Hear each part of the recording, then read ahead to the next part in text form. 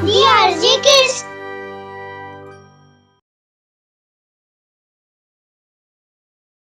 कहानी जादुई कुर्सी।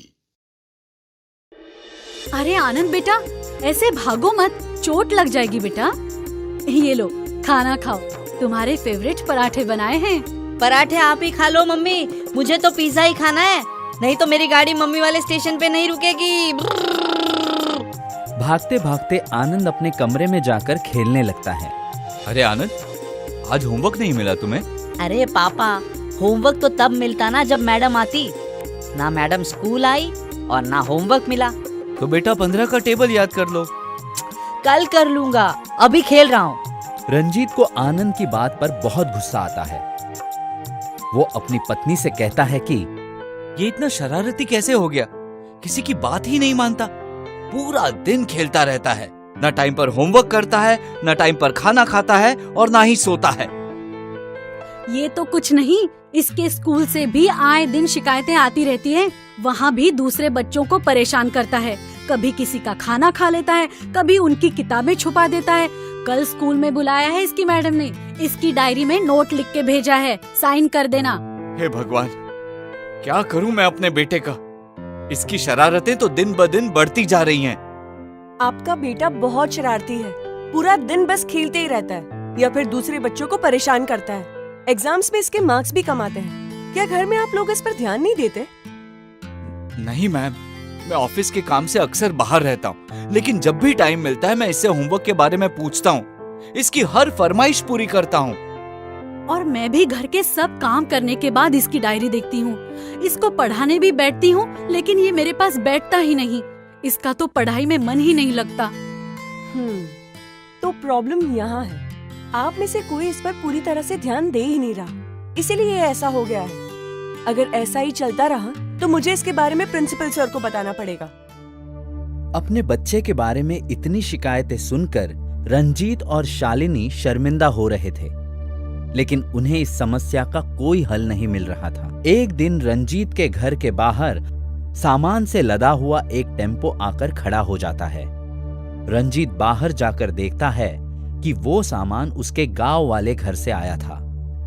तभी रंजीत को उसके भाई अभिजीत का फोन आता है। अरे रंजीत, तुम्हारे घर गांव से थोड़ा सामान भेजा है।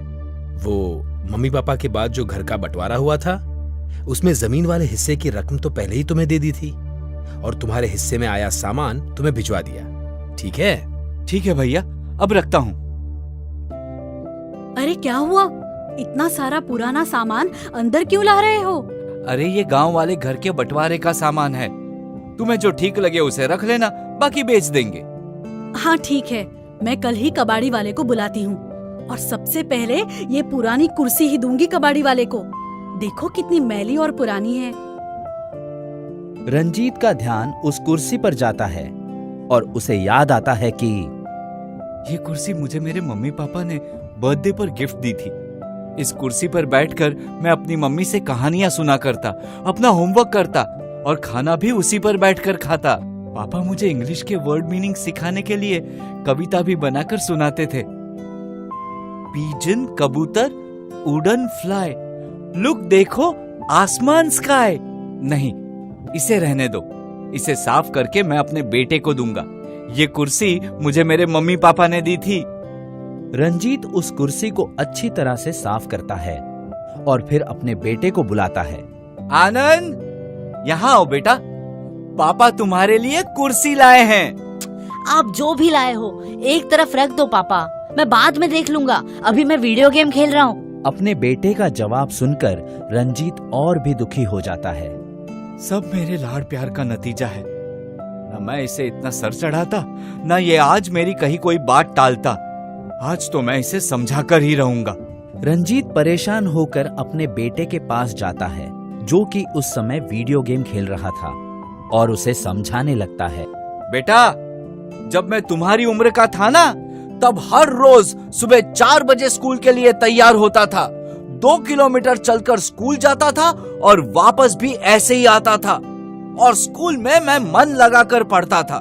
मेरी मैडम हमेशा मेरी तारीफ करती थी। मैं स्कूल का काम भी टाइम पर करता था और लाइट जाने पर भी मोमबत्ती की रोशनी में पढ़ता था। इतना कहने पर भी जब आनंद कोई जवाब नहीं देता तो रंजीत उसे कहता है कि तुम सुन रहे हो ना मैं क्या कह रहा हूँ? क्या आपने मुझसे कुछ कहा पापा? अब रंजीत बिना कुछ कहे वहां से चला जाता है। आनंद स्कूल से घर आता है। मम्मी कुछ खाने को दो, पानी भी ला दो, आज मैं बहुत थक गया हूँ। अभी लाई बेटा।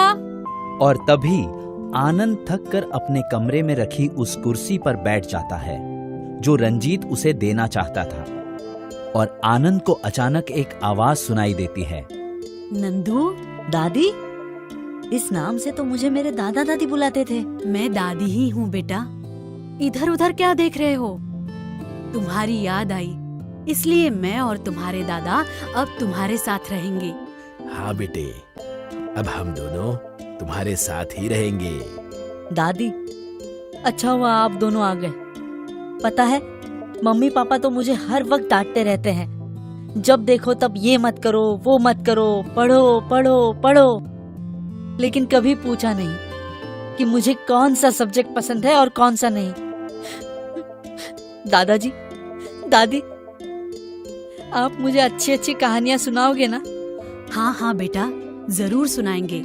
मैं तेरे पापा और ताया जी को भी कहानियाँ सुनाती थी और तेरे दादाजी तो उन दोनों को पढ़ाते भी थे। दादी, क्या पापा मेरी तरह शरारतें भी करते थे? हाँ, वो तो बहुत शरारती था। स्कूल से आकर दिन भर शरारत करता था। हमारे गांव वाले घर के बाहर आम का पेड़ था।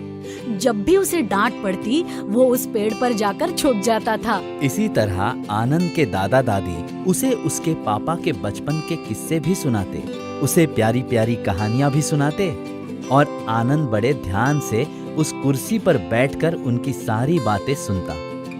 अपने दादा दादी से वो भी खूब बातें किया करता और उन्हें भी अपने स्कूल की बातें बताता। उसके बाद आनंद अपने दादा दादी के कहे अनुसार ठीक समय पर उठता, स्कूल जाता, मन लगाकर पढ़ता और घर आकर अपना होमवर्क करने के बाद ही खेलने जाता। और कभी कभी तो अपनी मम्मी के भी घर के कामों में मदद कर दिया करता था। अब उसकी टीचर की भी शिकायतें आनी बंद हो चुकी थी और वो उसकी इम्प्रूवमेंट से खुश थी। और इन्हीं दिनों में रंजीत ऑफिस टूर पर चला जाता है। एक दिन संडे को रंजीत टीवी पर क्रिकेट मैच देख रहा था। वो उसी दिन ऑफिस टूर से घर आया था, जिस वजह से उसे आनंद की इम्प्रूवमेंट के बारे में कुछ नहीं पता था। तभी वहां पर आनंद आ जाता है। पापा, चलो बाहर आंगन में चलकर क्रिकेट खेलते हैं, हमारी थोड़ी एक्सरसाइज भी हो जाएगी। ठीक है, पहले ये बताओ 15 सिक्सा कितना होता है? 90 होता है। मुझे 16, 17, 18 और 19 के भी टेबल्स आते हैं। आनंद में आए बदलाव को देखकर रंजीत हैरान और खुश हो जाता है। फिर वो उसे अपने स्कूल से मिली ट्रॉफी दिखाता है जो उसे क्लास में फर्स्ट आने पर मिली थी। ये देखो पापा, मैं क्लास में फर्स्ट आया। अरे वाह बेटे, तुमने तो बहुत इम्प्रूवमेंट की है। पापा, मैंने इंग्लिश के वर्ड मीनिंग्स सीखने का एक स्मार्ट तरीका सीखा है। पिजन कबूतर, उड़ान फ्लाई, लुक देखो आसमान स्काई। और हाँ पापा, घर के आंगन में एक आम का पेड़ लगवा देना, फिर मैं भी आपकी तरह उस पर चढ़ना सीखूंगा।